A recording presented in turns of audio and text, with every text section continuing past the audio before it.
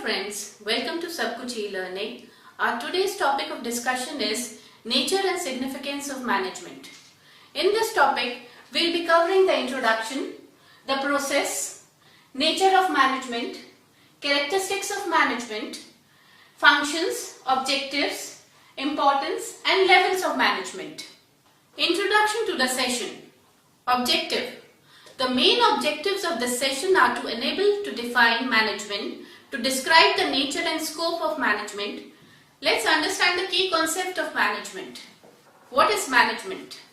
Management is a process of getting things done with the aim of achieving goals effectively